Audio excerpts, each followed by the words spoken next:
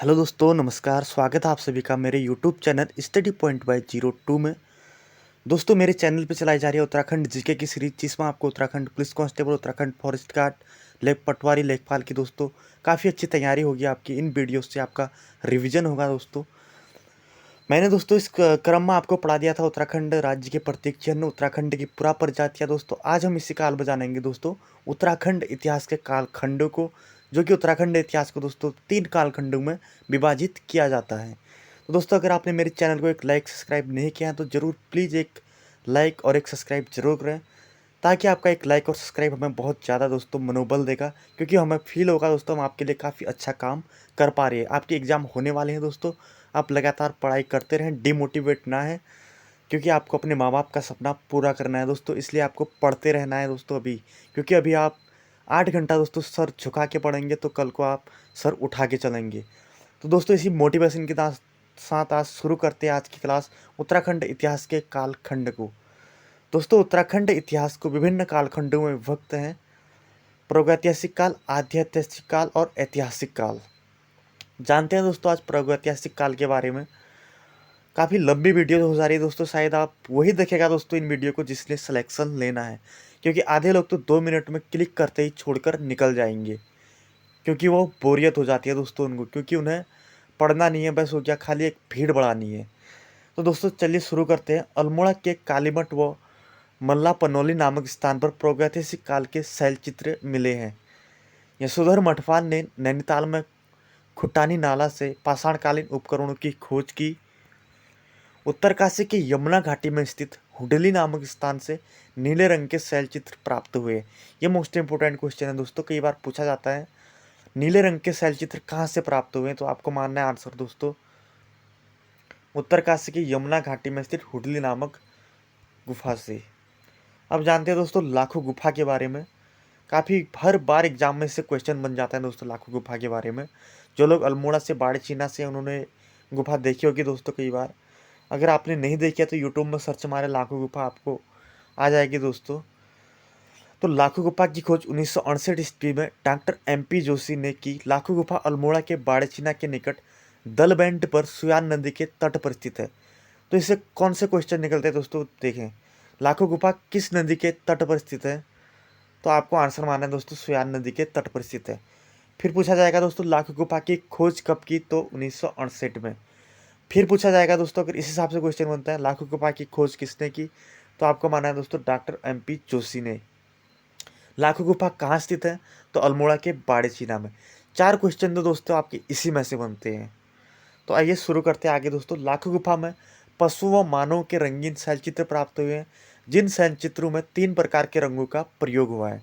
तो पूछा जाएगा दोस्तों लाखों गुफा में शैलचित्रों में कितने रंगों का प्रयोग हुआ है, तो आंसर मानना है 3 प्रकार के रंगों का प्रयोग हुआ है। लाखों गुफा में मिले शैलचित्रों की तुलना कुछ विद्वान भीमबटेका शिलाश्रय से करते हैं, और यहाँ से नागफनी के आकार का एक भव्य शिलाश्रय प्राप्त हुआ था। दोस्तों यहाँ से पूछा जाएगा लाखों गुफा की खोज लाखों गुफा शैलाश्रय की खोज किस शैलाश्रय से करते हैं, तो वो भीमबटेका से की जाती है। तो आगे बढ़ते हैं दोस्तों। लाखों डीआर के शैलचित्रों का मुख्य विषय जो है सामूहिक नृत्य, समूहवर्धन नृतक या नृतक मंडली है। तो दोस्तों एग्जाम में पूछा जाता है अगर लाखों गुफा के उड्यार के शैलचित्रों का मुख्य विषय क्या है, तो आपको मानना है दोस्तों सामूहिक नृत्य। अब जानते हैं दोस्तों इसी क्रम में हम गोरखा गुफा के बारे में। गोरखा गुफा दोस्तों जो है चमोली में, आइए जानते हैं विस्तार में इसके बारे में। गोरखा गुफा उडियार को पुरातत्व विदों की नजरों में लाने का श्रेय जो है राकेश भट्ट को जाता है। गोरखा गुफा चमोली के डुगरी गांव में अलकनंदा नदी के तट पर स्थित है। तो ये पूछा जा सकता है दोस्तों गोरखा गुफा कहाँ स्थित है, क्योंकि हम सोचते हैं कई बार आसान है नहीं पूछेगा, यही पूछता है और लास्ट टाइम इसी में कन्फ्यूज होते हैं और अपना नंबर गवा के निकल आते हैं। वहाँ पर सिलेक्शन वो ले लेता है दोस्तों जिसने पूरा डीपली पढ़ा होता है। तो गोरखा गुफा के कहाँ पर स्थित है, डुंगरी गांव चमोली में अलकनंदा नदी के तट पर स्थित है। गोरखा गुफा से मानव, भेड़, बारहसिंगा के 41 रंगीन चित्र मिले हैं, जिसमें से 8 चित्र पशुओं की एवं अन्य मानव आकृतियां हैं। दोस्तों इसमें से पूछा जाएगा, मैं आपको बताता हूँ कि गोरखा गुफा से 41 रंगीन चित्र मिले हैं, तो जिसमें से पशुओं के कुल कितने चित्र हैं पूछा जाएगा दोस्तों, तो आपको आंसर मानना है कुल 8 चित्र हैं पशुओं के।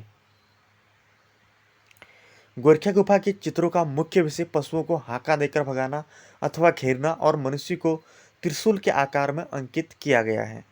तो यहाँ पर यह क्वेश्चन बन सकता है, जहां तक सम्मान है, गोरखिया गुफा के शैल चित्रों में मनुष्य को किस आकार में अंकित किया गया है? तो आपको आंसर माना है दोस्तों, त्रिशूल आकार में जो है इनको अंकित किया गया है। आगे बढ़ते हैं दोस्तों, जानते हैं किमनी गांव के बारे में। किमनी गांव चमोली के थराली के पास पिंडर नदी घाटी पर स्थित है। यहाँ से हल्के सफेद रंग से चित्रित हथियार एवं पशुओं के शैल चित्र प्राप्त हुए हैं। इसी क्रम में दोस्तों जानते हैं मलारी गांव के बारे में। गढ़वाल विश्वविद्यालय द्वारा 1983 और 2001 में मलारी गांव का सर्वेक्षण किया गया, जो चमोली जिले से सुदूर तिब्बती सीमा पर स्थित है। यहाँ पर पूछा जा सकता है दोस्तों, उतना मोस्ट इंपोर्टेंट नहीं है, फिर भी कुछ भी आयोग का पता नहीं, कुछ भी पूछ सकते हैं। तो गढ़वाल विश्वविद्यालय द्वारा मलारी गांव का सर्वेक्षण कब किया गया? 1983 और 2001 में। इन दोनों में से जो ऑप्शन आएगा दोस्तों, आपको उससे मार देना है। मलारी सर्वेक्षण में एक पशु का पूर्ण कंकाल मिला है, जिसकी पहचान हिमालयी पशु वृषभ जम्बू जोबा के तौर पर हुई है। तो यहाँ पर दोस्तों जो है मलारी का जो सर्वेक्षण किया गया गढ़वाल विश्वविद्यालय द्वारा, वहाँ पर एक पशु का कंकाल मिला है, जिसकी पहचान दोस्तों एक हिमालयी पशु होता है वृषभ जुबू या जोबा के तौर पर की गई है कि ये इसका कंकाल है। मलारी से दोस्तों 5.2 किग्रा सोने का मुखावरण के साथ नर कंकाल व मिट्टी के बर्तन मिले हैं। यहाँ से प्राप्त बर्तन जो है पाकिस्तान के स्वाद घाटी के शिल्प के समान थे। मलारी गांव से काले और धूसर रंग के मृद भांड और हत्थे युक्त कुतुब पर बना मोनाल का चित्र मिला है, जिसे आगरा भेजा गया था। दोस्तों आइए समझते हैं इस पैराग्राफ को, इसका मतलब क्या है। दोस्तों यहाँ से जो क्वेश्चन बनने के चांस है, 5.2 किग्रा सोने का मुखावरण कहाँ से प्राप्त हुआ है? तो आपको माना है दोस्तों मलारी गांव से। फिर बनेगा दोस्तों, मलारी गांव का जो दोस्तों है, यहाँ से प्राप्त जो मिट्टी के बर्तन मिले हैं उनकी जो है किसके समान, किसके साथ उनकी समानता है? तो दोस्तों पाकिस्तान के स्वाद घाटी के शिल्प के समान उनकी समानता है। तो आगे बढ़ते हैं दोस्तों, शिव प्रसाद डबराल ने 1956 ईस्वी में नीति घाटी के मलारी गांव से मंडलाकार समाधानों की खोज की, जिन्हें राहुल सांतक्रियान ने खस जाति के समाधान बताया था। तो यहाँ पे क्वेश्चन बनेगा दोस्तों, शिव प्रसाद डबराल ने नीति घाटी से मंडलाकार समाधानों की खोज कब की? तो 1956 में की, और राहुल सांतक्रियान ने इन्हें दोस्तों खस जाति के समाधान बताया है। दोस्तों अगर आप किसी भी बुक से पढ़ रहे हैं तो पढ़ते रहें दोस्तों, उससे आपका रिवीजन होगा काफ़ी अच्छा। ये वीडियो देखा दोस्तों, आप इससे चलाकर अपना बुक निकालें। अगर आपने नोट्स बनाए वो निकालें दोस्तों, नोट्स बनाए। अगर नहीं बनाए अभी जो है दोस्तों काफ़ी अच्छा मौका है, क्योंकि जिन लोगों ने तैयारी नहीं की थी उन्हें 4-5 महीने और मिल चुके हैं, वो अपना 3 महीने में अपना सिलेबस पूरा कर सकते हैं। मलारी गांव के समाधान पहाड़ी काट कर बनाए गए थे। इन समाधानों में शवों के घुटने मोड़कर औंधे मुंह लिटाया गया था। दोस्तों जो मलारी गांव के समाधान है, उनको जो है पहाड़ी को काट कर, ये पहाड़ी है इसको काट कर बनाए गए हैं। ये पहाड़ी काट कर बनाए गए हैं, और जो समाधान है दोस्तों, उनको ऐसे घुटने मोड़कर औंधे मुंह, यानी ऐसे घुटने मोड़कर दोस्तों तिरछा करके, ये घुटने मोड़कर औंधे मुंह ऐसे इनको ये समाधान में लिटाया गया है। अल्मोड़ा के समाधान के बारे में जानते हैं दोस्तों। अल्मोड़ा के पश्चिमी रामगंगा घाटी के नौला जैनल गांव के समाधानों की खोज यशोधर मठपाल द्वारा की गई थी। तो अल्मोड़ा के पश्चिमी रामगंगा घाटी के नौला जैनल में समाधानों की खोज यशोधर मठपाल द्वारा की गई थी।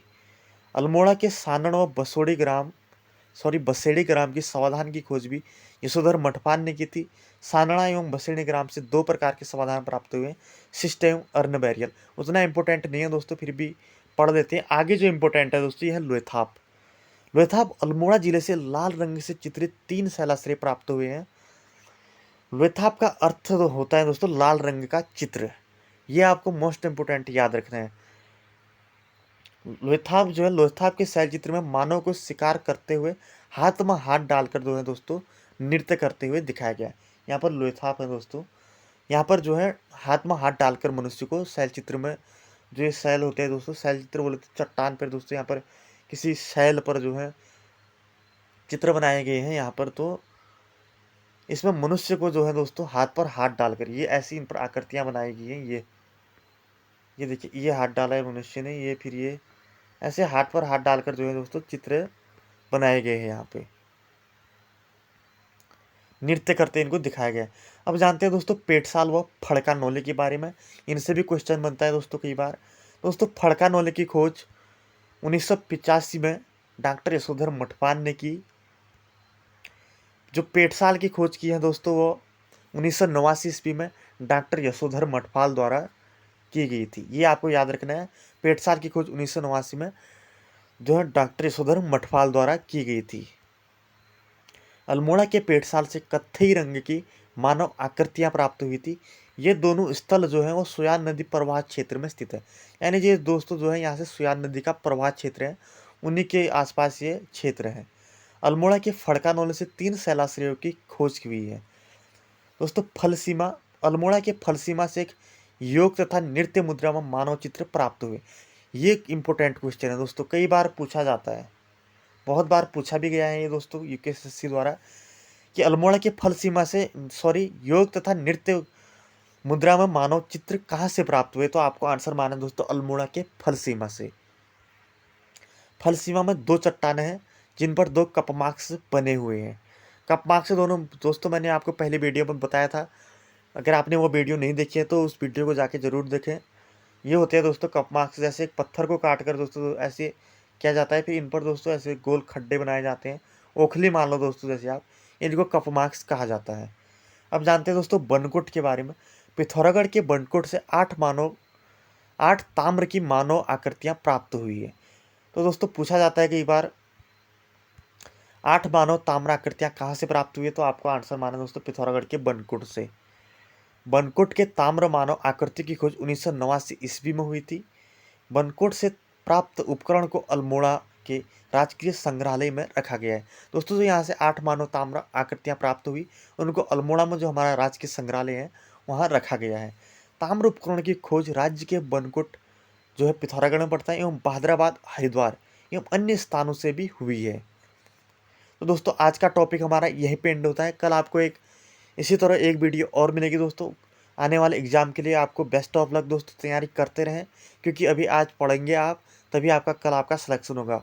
आज दोस्तों कष्ट होगा तो कल फल जो है अच्छा मिलेगा, क्योंकि अभी आप जितना दुख लेंगे ना दोस्तों कल आपको उतना सुख मिलेगा। अगर अभी आप मज़े में रहेंगे तो कल फिर जब आपके दोस्तों का सिलेक्शन होगा तब आपको बहुत दुख लगेगा। उस समय ना आप कुछ कर पाएंगे, ना भगवान कुछ कर पाएंगे, ना यूपीएससी में कोई कुछ कर पाएगा दोस्तों आपके लिए। दोस्तों मिलते हैं कल एक अगली नई वीडियो में, तब तक के लिए स्वस्थ रहें, मस्त रहें। धन्यवाद।